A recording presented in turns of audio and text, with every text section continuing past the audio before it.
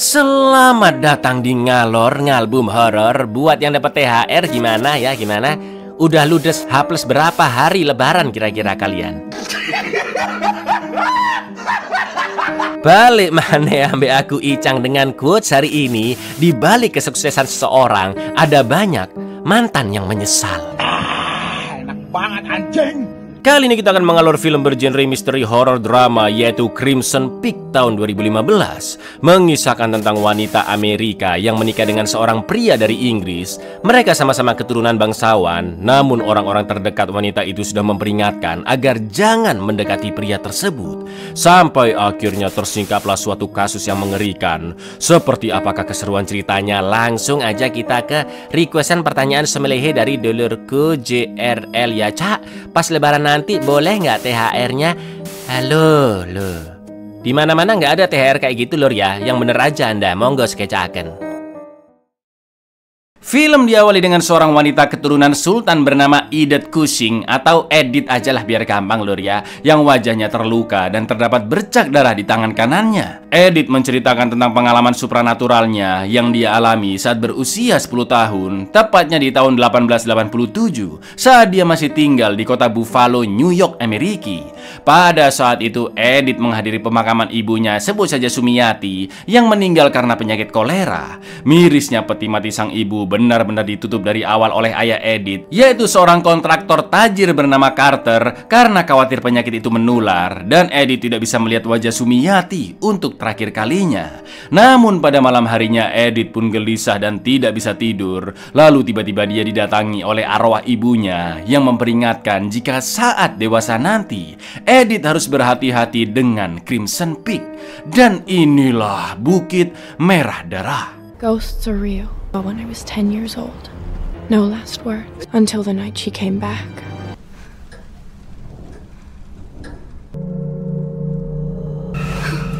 The time comes in peak. 14 tahun kemudian, yaitu di umur 24 tahun, Edith sudah menjadi seorang penulis. Dan pada suatu siang setelah menunjukkan naskahnya ke Pak Kepala Penerbit, Edith pun disarankan untuk menulis kisah cinta karena dia adalah perempuan. Padahal cerita Edith jauh dari genre romance lur, dan ada karakter hantunya meski bukan horor. Setelah itu Edith pun menjelaskan hal tersebut ke sang ayah Carter yang memberikannya sebuah penah eksklusif. Akan tetapi belajar dari kejadian sebelumnya, Edith ingin identitasnya sebagai perempuan tetap rahasia dan akan menulis ceritanya menggunakan mesin ketik di kantornya Carter. Karena jika ditulis dengan pena, tulisan Edith begitu rapih dan kelihatan cewek banget lur. Lalu nantinya Edith akan mengajukannya ke redaksi majalah bulanan bernama Atlantic. Sementara itu seorang pria keturunan bangsawan asal Inggris bernama Loki, bukan dong blak, bernama Thomas Sharp datang menemui Carter dan rekan-rekannya di kantor untuk mengajukan kerjasama proyek mesin penambangan tanah liat. Akan tetapi Carter menolaknya karena Thomas baru mencoba alatnya dalam bentuk miniatur. Sering ditolak di tempat lain yaitu di London, Edinburgh, juga Milan. Dan Carter menganggap Thomas hanya mengandalkan keturunannya sebagai bangsawan. Namun Carter juga merasakan ada sesuatu yang janggal pada diri Thomas. Di lain sisi Thomas sempat membaca naskah yang ditulis oleh Edith dan menyukai ceritanya karena menurut Thomas topik tentang hantu dianggap serius di kampungnya. You see, where I come from, ghosts are not to be taken lightly. Have absolutely as we know. Turn it off. We bank on effort. That is how we built this country. About him that I don't like not knowing. Ketika ayahnya kondangan bersama teman masa kecil Edith, yaitu seorang dokter bernama Alan McMichael, Edith yang sedang sendirian di rumah, tiba-tiba pintu kamarnya pun terbuka sendiri dan gagangnya terus bergerak-gerak. Lalu yang terjadi,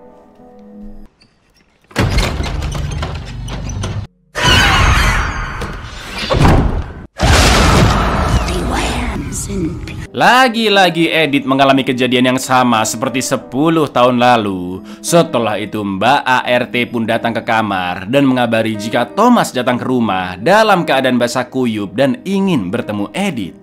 Thomas pun mengajak Edith datang ke kondangan dan Edith langsung mau karena dia mulai baper lur setelah naskahnya dipuji oleh Thomas, ya kan.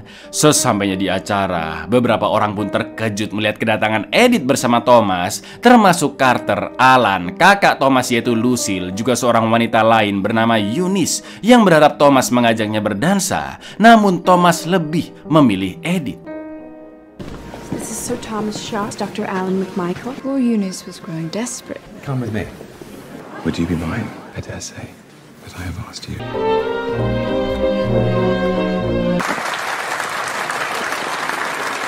Melihat kedekatan Thomas dan anaknya, jelas Carter tidak setuju dan menyuruh seorang intel, sebut saja Pak Ijo, untuk mencari tahu siapakah Thomas dan kakaknya Lucille. Sementara itu di kantornya, Alan menunjukkan ke Edith teknologi penangkapan potret hantu dengan lapisan garam perak yang tertempel di plat kaca. Alan mendapatkannya dari London dan dia yakin jika potret-potret yang dihasilkan adalah asli karena foto hantu yang biasa dicetak di kertas dapat dipalsukan. Potret hantu di plat kaca tersebut hanya bisa dilihat dengan proyektor dan layar khusus lur. Selain itu Alan juga percaya jika benda-benda mati di sebuah bangunan dapat menangkap wujud manusia yang sudah mati. Namun menurut Edith, seseorang dapat melihat makhluk gaib karena kebetulan atau mungkin ada arti khusus dari peristiwa tersebut. Setelah itu Alan pun mewanti-wanti kepada Edith agar berhati-hati dengan Thomas Sharp beserta keluarganya. Using a coating of silver, it's called a latent image. Perhaps we only noticed or spoken to me about these interests of That house pertain into that is no longer living with the sharp. Own best interest is all I ask. Hubungan Edith dan Thomas pun semakin dekat. Bahkan Edith sampai meminjamkan naskah ceritanya. Anehnya ketika sedang ngobrol ngalor ngidul berdua, Lucille mengatakan ke Edith bahwa di negaranya hanya ada ngengat warna hitam dan suka memakan kupu-kupu. Setelah itu Lucille bicara empat mata dengan Thomas dan menjelaskan jika Edith terlalu muda untuk dipilih. Namun Thomas sudah yakin dengan keputusannya dan membutuhkan cincin Lucille yang berwarna merah untuk menjalankan rencananya. Yang kita pun belum tahu apa sebenarnya yang ditutupi oleh kakak beradik Sharp ini lur. Black moths. what do they feed on? The flies, I'm afraid. I will want it back. Then you'd better hope I'm successful. I don't think she's the right choice. I've explained all this. Di lain tempat, Pak Ijo menunjukkan hasil temuannya kepada Carter, yaitu dokumen rahasia tentang Thomas Sharp. Lalu malamnya di sebuah pesta, Thomas ingin mengatakan sesuatu kepada Edith dan akan memberikan cincin tersebut. Tapi sebelum itu Carter meminta Thomas dan Lucille datang ke ruangannya. Carter menunjukkan dokumen rahasia itu dan menyuruh Thomas serta Lucille segera angkat kaki dari kota Buffalo. Bahkan Thomas sampai memberikan cek uang dengan nominal cukup besar yang hanya bisa dicairkan dengan naik kereta keluar kota Buffalo agar Thomas dan Lucille benar-benar pergi dari kehidupan keluarga Carter. Mau nggak mau, saat bersaudara pun menerima keputusan Carter dan sikap Thomas langsung berubah di depan Edith dengan menghina naskah cerita buatannya hingga Edith marah dan menamparnya di depan banyak orang. Gave me my answer. Reaction I've seen from you. You're falling in love with her. You play the part well. City leaving first thing tomorrow morning. You and your brother. Farewell. Maybe meet again. Right, with such earnestness. In fact, you only seem to know what other writers. You're nothing but a spoiled child. Keesokan paginya ketika sedang cukuran di kamar mandi sambil mendengarkan lagu dari piringan hitam, Carter mendengar suara gerusak-gerusuk padahal dia hanya sendirian di ruangan tersebut. Dan tiba-tiba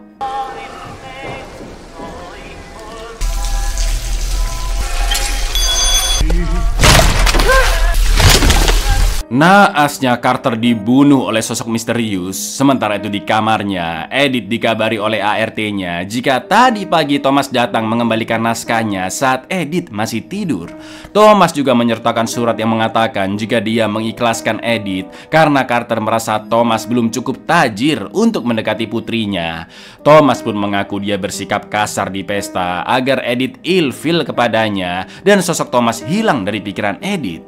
Di akhir surat Thomas mengatakan bahwa dia sangat mencintai Edith dan akan datang kembali meminta restu Carter jika Thomas sudah lebih siap secara finansial. Edith pun sedih membaca surat tersebut dan karena dia juga mencintai Thomas. Saat itu juga Edith pun OTW ke hotel Thomas menginap. Untungnya Thomas masih ada di sana, sedangkan Lucille sudah pergi ke stasiun duluan. Thomas menjelaskan jika Carter menyogoknya untuk menjauhi Edith, namun Thomas mengaku dia benar-benar mencintai Edith dan tidak bisa meninggalkannya apapun yang terjadi. In my present economic condition, a position to provide for you. Your father bribed me to leave.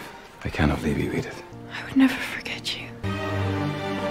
Setelah mengetahui kabar kematian sang ayah, Edith dan Thomas pergi ke ruang visum untuk memeriksa jasad Carter. Betapa terpukulnya Edith melihat kondisi wajah ayahnya yang setengah hancur, lur. Padahal minggu depan Carter akan ulang tahun yang ke-60. Tak lama kemudian Alan pun datang dan dia akan bertindak sebagai pengacara Edith di kasus ini. Akan tetapi ketika dokter forensik dan Alan sedang mengecek jasad Carter, Edith pun langsung melarang mereka karena dia tidak tega melihat jasad ayahnya yang diangkat-angkat, lur. Dan tak lama setelahnya Carter pun akhirnya dimakamkan. Stop! Don't touch him like that! That's my father! He was alone. But no one really knows. Turning 60 next week. He's afraid of looking his age. Edith pun akhirnya menikah dengan Thomas dan sudah menggunakan cincin merah dari Lucille, lalu pindah ke kampung halamannya, yaitu di daerah Cumberland, negara Inggris, tepatnya di sebuah kastil bernama Allerdale Hall yang jauh dari pemukiman, lur. Namun begitu sampai di sana, mereka kedatangan seekor anjing entah dari mana dan Edith ingin memeliharanya di kastil. Sebut saja si anjing namanya Bimo ya, lur ya. Meski kastil itu sangatlah besar, namun atapnya bolong, banyak perabotan tua, di bagian bawahnya terdapat tambang, serta lantai tengahnya reot yang jika diinjak keluar tanah liat berwarna merah. Dan menurut Thomas, kastil itu perlahan-lahan akan tenggelam karena aktivitas tambang tersebut. Lalu ketika Thomas pergi ke atas duluan, Edith yang lagi ngaca tiba-tiba melihat sosok bergaun merah di belakangnya. Karena penasaran, Edith pun mengikuti arah penampakan itu hingga naik lift ke atas. Tak lama kemudian Bimo pun datang membawa bola merah. Lalu Edith menceritakan penampakan barusan ke Thomas. Namun dia tidak percaya karena lift itu sudah rusak dan Edith juga dilarang Thomas untuk turun ke lantai bawah tanah. Setelah itu Lucille pun datang dan anehnya dia tidak terlihat ramah kepada Edith.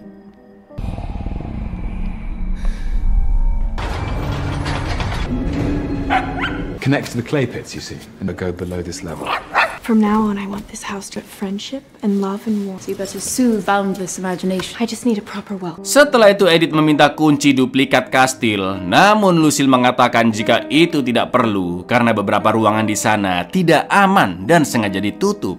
Lalu ketika baru menyalakan air di kamar mandi, Edith pun terkejut melihat air yang sempat berwarna merah seperti darah karena tercampur tanah liat. Di lain sisi ketika Lucille sedang ngobrol empat mata dengan Thomas di dapur dan membahas tentang si anjing Bimo yang ternyata sebelumnya sudah dibuang keluar namun berhasil balik lagi ke kastil, Lucille juga sempat bertanya ke Thomas mengapa dia memilih Edith sebagai korban dari rencana busuknya. Sementara itu ketika mandi sambil main lempar-lemparan bola merah dengan si Bimo, lagi-lagi Edith melihat penampakan yang kali ini jauh lebih jelas, lur. You chose her. Why?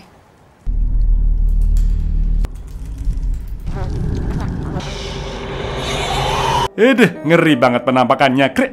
Setelah adus, Edith pun minum teh anget buatan Thomas. Namun tiba-tiba terdengar suara raungan lirih dan Thomas menjelaskan jika itu adalah suara angin yang menerpa kastil melewati cerobong asap.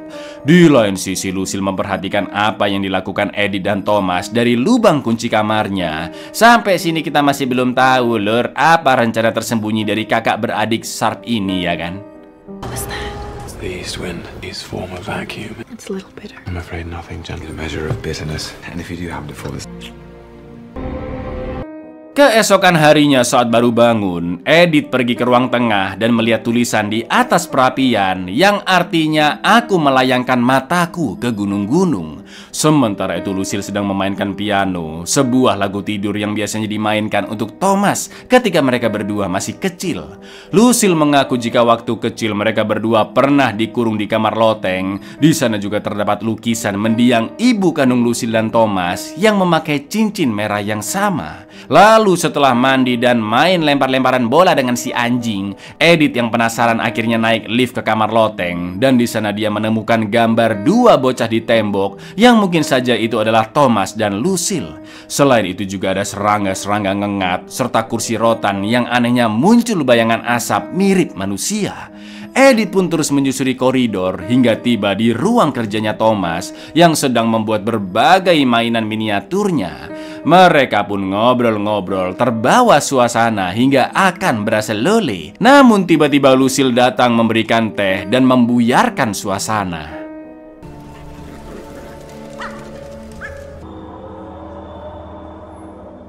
Did you make all of these? I used to carve toys for Made a scene. Oh, you're too kind. Don't mention it. Sementara itu di kota Buffalo, Alan yang sedang mengecek ruangan Carter menemukan salinan cek yang ditulis oleh Carter untuk Thomas dan Lucille Sharper. Setelah itu dia juga memperhatikan bagian pinggir wastafel di kamar mandi kediaman Carter alias TKP pembunuhan. Thomas Sharp, Baronet. Pity to liquidate all. Saat tengah malam Edith pun terbangun, namun Thomas tidak ada di sampingnya. Lalu Edith keluar kamar mencari Thomas sambil membawa lilin dan ditemani oleh anjingnya Bimo. Tapi tiba-tiba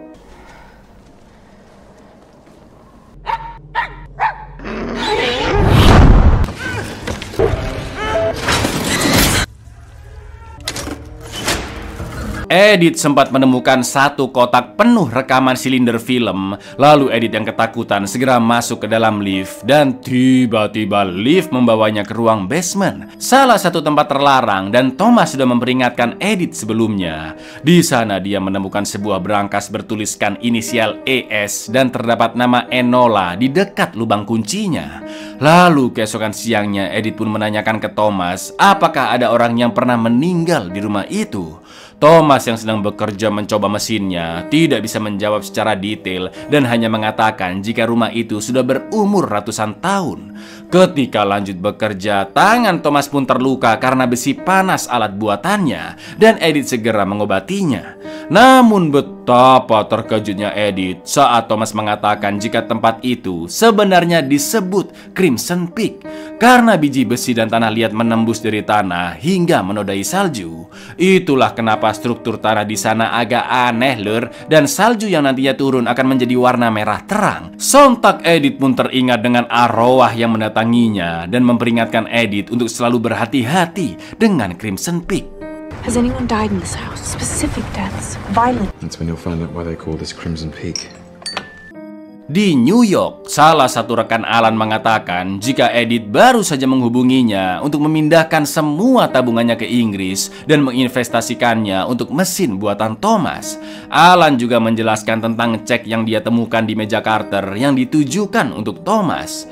Ketika mengetahui Pak Ijo pernah dibayar oleh Carter untuk mengamati Thomas dan Lucille, Alan pun berniat untuk mencari informasi ke Pak Ijo. Sementara itu ketika sedang tidur, Edith terbangun karena mimpi buruk melihat setan merah. Dengan nekatnya Edith pun meminta setan itu untuk menunjukkan dirinya dan Touch my hand.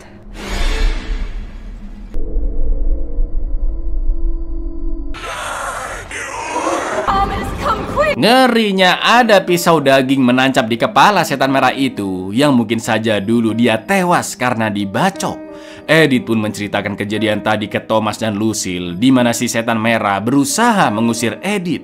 Seperti biasa kalau orang cerita kayak gini pasti dibilang halusinasi ya kan lur. Namun Edith yang benar-benar ketakutan memaksa untuk segera pindah, dan Lucille pun berusaha menenangkan Edith dengan teh yang baru dia seduh. Setelah mereka keluar dari kamar, Lucille pun bingung mengapa Edith mengetahui tentang kematian ibu mereka. Lalu Thomas akhirnya berencana membawa Edith ke kota esok hari untuk cari angin. Dan Lucille menjelaskan bahwa setelah tanda tangan dokumen pemindahan dana, Edith harus segera angkat kaki dari kastil tersebut. Esok harinya saat di kantor pos, Edith mendapatkan 2 surat. Yang pertama dari pengacara yaitu Alan, dan satu lagi berasal dari kota Milan, Italia. Sementara itu di kota Buffalo, Alan sudah mengantongi alamat Edith di Inggris, juga sudah mendapatkan info dari Pak Ijo tentang berkas yang membuktikan jika Thomas ternyata sudah menikah, dan artikel koran yang memberitakan kasus pembunuhan di Allerdale Hall, di mana seorang wanita dibunuh di bathtub dan meninggalkan 2 orang anak, perempuan dan laki-laki. Ya, apakah setan merah itu adalah sang ibu? Karena dia juga muncul dari bathtub, ya kan? Sebenarnya apakah maksud asli dari Sharp bersaudara ini, dan apa yang mereka tutup-tutupi dari awal? Kita lanjutkan dulu alurnya, Lur. Do you know about Mother? I have no idea. I haven't told her a thing. Certified letters from Milan, Italy. It's Cushing. So Thomas is already married. It's damn gruesome. U.S. Di tahun 1900-an awal, mobil belum jadi kendaraan yang umum digunakan kayak sekarang, Lur, dan kebanyakan masih pakai kuda. Maka dari itu perjalanan ke kantor pos memakan waktu cukup lama, apalagi lokasi Allerdale Hall jauh dari pemukiman warga. Karena cuaca badai, Edith dan Thomas pun bermalam di Hotel Oyo dekat kantor pos, dan akhirnya mereka sampai di kastil saat musim salju. Namun ketika Edith bertemu Lucille dan menceritakan perjalanan mereka, Lucille tiba-tiba melempar panci makanannya karena merasa geram. Namun Lucille beralasan jika dia khawatir Edith kenapa-kenapa. Jelas Edith merasa aneh karena dia adalah istri Thomas, ya kan. Jadi mau asal lulus sambil sikap lilin juga nggak apa-apa dong, Lur. Lalu ketika Lucille sibuk bikin teh, Edith pun menggunakan kesempatan itu untuk mencolong kunci Enola dari kumpulan kunci kastil yang tergeletak di meja. What's wrong with that, Lucille? It's all a game to you. Frantic. I was all alone. Can't be alone. Surat dari Alan berisi berkas yang harus ditandatangani oleh Edith sebelum mentransfer seluruh uangnya dari Bank Amerika ke Inggris. Sedangkan yang berasal dari Milan terdapat nama Enola di dalam suratnya. Gak pakai lama, Edith pun langsung OTW ke basement dan membuka brankas Enola dengan kunci yang tadi dia colong, Lur. Di dalam sana terdapat semacam pemutar gramofon, juga 3 amplop bertuliskan tahun, nama kota di mana Thomas pernah ditolak proposal mesin tambangnya, juga nama seorang wanita yang masing-masing berbeda di tiap amplopnya. Setelah itu, gembok dari salah satu sumur di sana tiba-tiba bergerak sendiri, seolah-olah minta untuk dibukakan. Tanpa pikir panjang, Edith langsung menghancurkan gembok dengan batu bata, membuka sumurnya yang ternyata penuh berisi cairan merah. Namun ketika Edith merogoh-rogoh ke dalam, dia tidak menemukan apa-apa. Akan tetapi ngerinya, ada sesuatu yang naik ke permukaan saat Edith jalan balik menuju ke lift.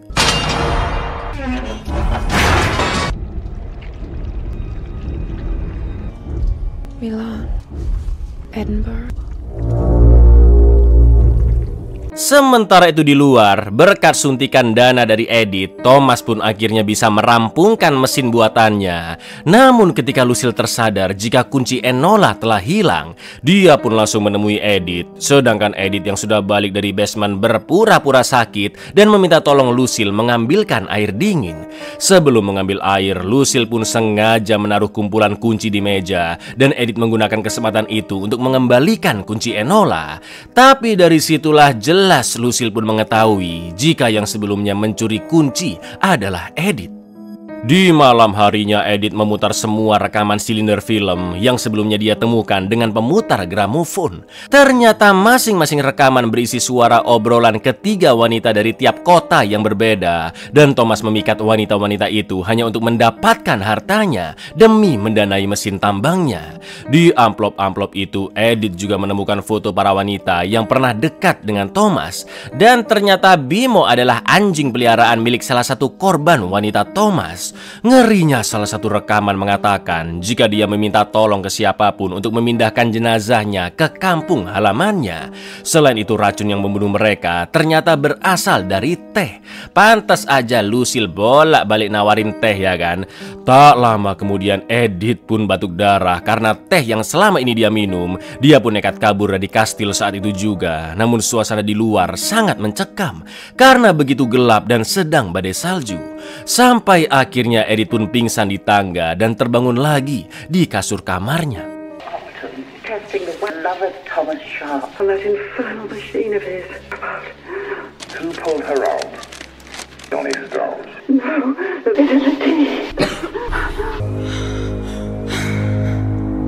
Ketika Edith bangun, Lucille memaksanya untuk makan bubur yang tentunya mengandung racun. Setelah itu Lucille pun menceritakan jika dulu ayahnya sangat membenci ibunya, bahkan sampai mematahkan kakinya dengan sepatu bot, dan ibunya pun dirawat dalam waktu yang lama oleh Lucille.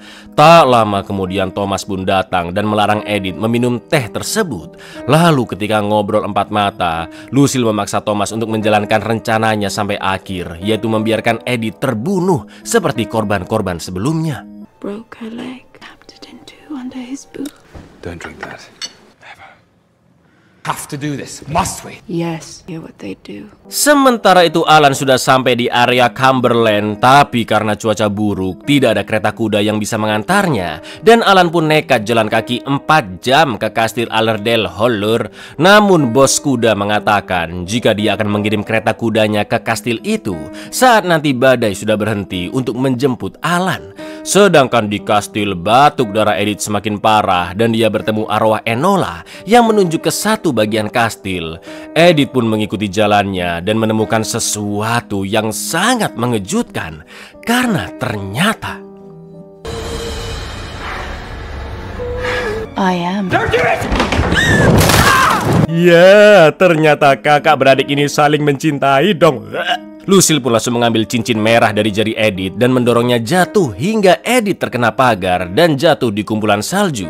Sementara itu Alan sudah sampai di kastil dan menggedor-gedor pintu. Lalu Edith pun terbangun di kursi dengan Alan yang sudah berada di depannya. Brengkesnya kakak beradik stres ini mengaku jika Edith jatuh karena mengigau akibat kesehatannya semakin lemah. Akan tetapi Alan sudah paham jika Thomas dan Lucille hanya berakting, dan setelah mereka berdua pergi, Alan akan segera membopong Edith keluar untuk menyelamatkannya dengan alasan Edith mengalami anemia dan harus segera dibawa ke rumah sakit. Setelah itu Alan menjelaskan jika dia sudah mendapatkan informasi bahwa dulu Lucille telah membunuh ibunya sendiri dengan menancapkan pisau dapur di endasnya saat mandi di bathtub. Thomas pun dimasukkan ke sekolah asrama, sedangkan Lucille yang mentalnya sakit dimasukkan ke rumah sakit jiwa. Alan dan Edith juga sudah tahu jika Thomas sebenarnya sudah menikah dengan wanita-wanita sebelumnya. Lalu ketika Alan akan membopong Edith keluar lur, tiba-tiba Almost split her head in two. Suspect who's ever arrested. Sir Thomas is already married. Miss Pamela Upton. You were a doctor. Show me where. Lucille menusuk Alan di pembuluh darah, sedangkan Thomas dipaksa membunuh oleh Lucille. Namun Thomas sengaja menusuk di area yang tidak terlalu fatal agar Alan masih bisa bertahan hidup. Setelah itu Thomas pun membawa Alan ke basement dan menjelaskan jika Lucille hanya ingin Edith tanda tangan untuk memindahkan uangnya ke Bank Inggris, dan barulah Lucille akan membunuh Edith. Selain itu Thomas juga memberitahu bahwa mereka bisa keluar lewat terowongan tambang di basement. Di lain sisi Lucille memaksa Edith yang kondisinya lemah untuk segera menandatangani berkasnya. Lucille juga mengatakan jika tidak ada satupun korban yang berasal lole dengan Thomas dan memang harta mereka saja yang diperlukan. Bahkan Lucille sampai mengoleksi rambut-rambut korbannya lur. Jelas si kopet ini orang ya kan. Akan tetapi sontak amarah Edith pun memuncak saat dia mengetahui bahwa yang membunuh ayahnya Carter adalah Lucille. Lalu yang terjadi, What are you waiting for? Nothing to live for now. Sign. None of them ever fuck. Don't you understand? Sign your name! Sign your bloody name! Please trust me one more week and wait here for me. Thomas pun jujur jika dia sebenarnya sangat mencintai Edith, tidak seperti ke korban-korban yang sebelumnya. Selama ini dia juga terjebak dengan kegilaan kakaknya Lucille. Setelah itu Thomas membakar berkas yang sudah ditandatangani oleh Edith dan meminta kakaknya pindah dari rumah itu agar mereka berdua bisa move on dari kegilaan yang sudah mereka lakukan selama bertahun-tahun lamanya. Karena merasa cemburu, Lucille pun langsung menusuk Thomas berkali-kali di dada hingga ke wajah, sampai akhirnya Thomas pun tewas, Lur. Promised you would not fall in love with anyone. Yes, but all these years holding these walls together, we would be free.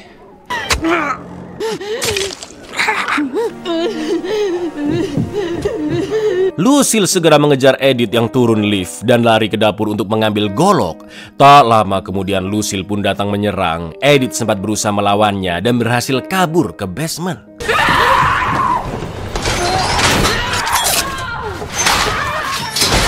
Before they put me away. Lucille masih menyimpan pisau daging yang dulu dia gunakan untuk membunuh ibunya. Dan kali ini Lucille akan menggunakannya untuk membunuh Edith. Mereka pun berduel di tengah salju hingga arwah Thomas datang dan mengalihkan perhatian Lucille. Sampai akhirnya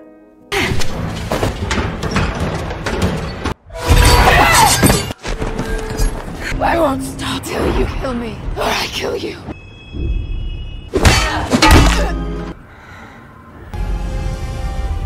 Alhamdulillahnya Edith berhasil selamat dari kedua pasangan laknat tersebut. Dan Alan juga masih bisa bertahan meski sudah kehilangan banyak darah. Untungnya tak lama kemudian datang kuda-kuda untuk menjemput mereka sesuai perjanjian karena badai telah berhenti. Dan film pun ditutup dengan Lucille yang sekarang menghantui kastil Allerdale Hall sebagai arwah yang tidak akan pernah berhenti memainkan piano. Ghosts are real. This much I know. There are others that hold on to an emotion. They never go away. Very much like they do us. Buyar, jadi pesan moral dari film ini adalah jangan gampang baper sama orang yang baru kalian kenal, Lur. Ya kayak kamu itu ya, kamu Supri ya. Chat WA-nya baru dibalas Y aja udah seneng banget kan kamu kan. Assalamualaikum.